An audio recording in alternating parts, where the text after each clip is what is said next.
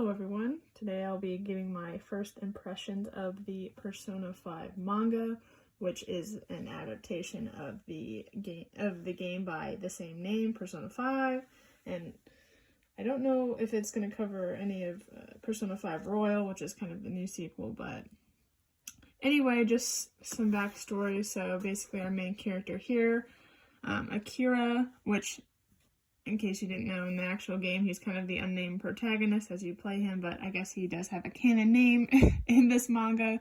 So he was arrested at his previous school and is transferred to this new school in Tokyo, where he basically gets this other sort of power and is able to go into mementos and basically save people, again, of what they said, their twisted desires in here. So a lot of how this manga involves is you sort of have mini story arcs featuring sort of our main twisted character, and then with also sort of an overlaying plot as well tied into there.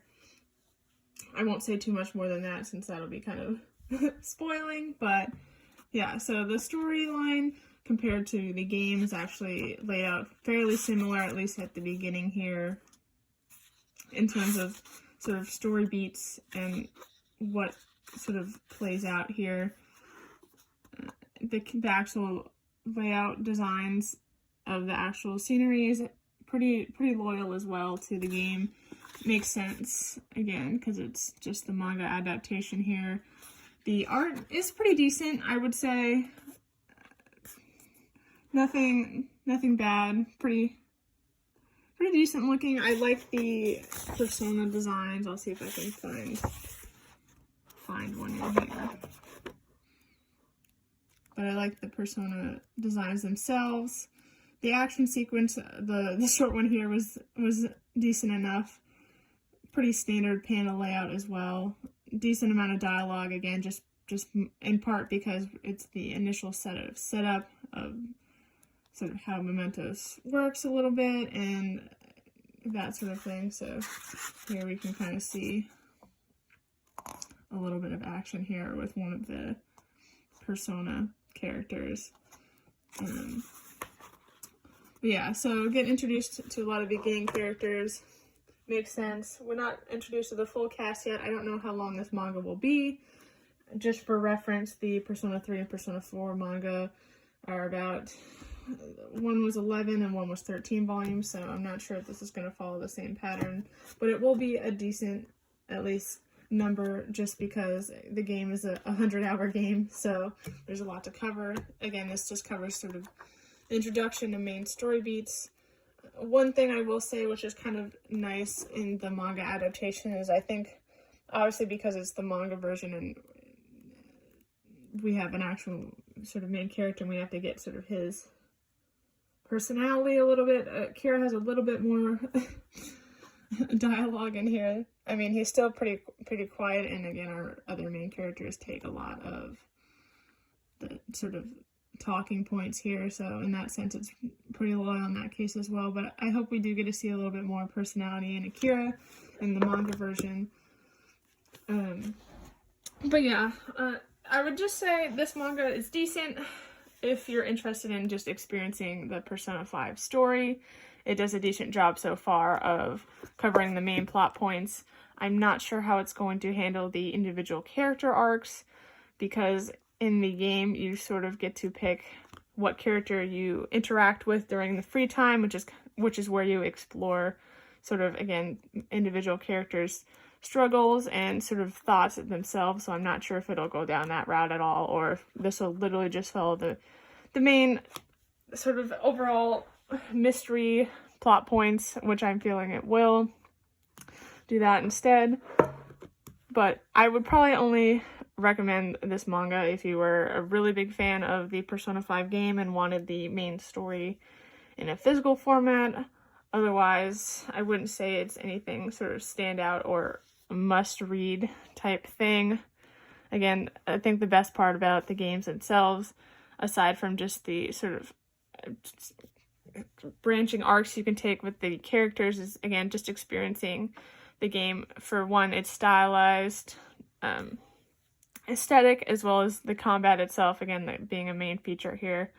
In the manga, obviously, we see like combat for like 3 seconds and then we move on. So, yeah, just to give a little comparison too as well, the Persona 3 manga was originally released by Udon. In this case, Persona 5 is released by Viz Media. And this does have a different artist. Persona 5 does have a different artist compared to the other Udon Persona 3, Persona 4 adaptations. This one is by Hisato Murasaki, which I tried looking them up and they really haven't done any sort of significant sort of series or adaptation, so it's definitely an interesting choice here. I think they did an okay job. Like, the art's, nice, but I wouldn't, again, it gets the job done. I wouldn't say it's like insane or anything, but yes. But the thing I do like about Persona 3, and I'm sure at least the manga adaptation, and I think Persona 4 has probably the same sort of aesthetic here. I don't know, I don't have the volumes, but I just feel like for the Persona 3 manga, it just is a lot more interesting in terms of sort of the art direction. I think it kind of plays a little bit more better with the black and white contrast, and as well as the paneling is a little bit more interesting. Again, we're not kind of confined to the 4 to 6 panel overview with an occasional, interesting panel like we see. This one is kind of, again, we have angled panels, smaller panels.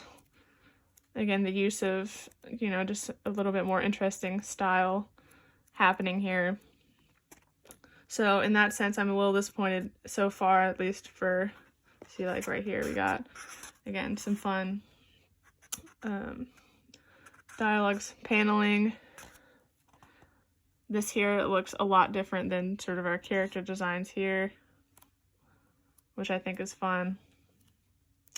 So I will be curious to see how the Persona manga plays out later on here, but it's a pretty okay adaptation, and like I said, I'd probably only recommend it if you're really interested in the story or it sounds something you're really interested in. But again, no question that the game will be a superior sort of experience, but I get it's a 100-hour game, 100+ hour game, so if you don't want to invest in that length of time, then maybe check out the manga if you just want to experience the story. It'll probably take a while to release, so you probably aren't in a rush to pick it up if that's a concern as well. And it's Viz Media, so I don't think it'll go out of print very, very fast. Again, given the current popularity of the game series right now still, I would say you're probably fine picking it up later on when some more volumes are out. But yeah, if I pick up more and end up reading more, I'll give some more thoughts on how it handles some of the later story arcs. This one, again, we're sort of, I don't think we didn't even finish the first sort of main character arc, which kind of makes sense. It's the first volume. It's setting up a lot of the dialogue and sort of situation happening. So I guess we'll see how it plays out later on. But hopefully this sort of first impressions gives an impression of, again, how the manga is so far. And if you haven't experienced the series at all, maybe an indication if this seems like something worthwhile to get or not. And see you guys next time.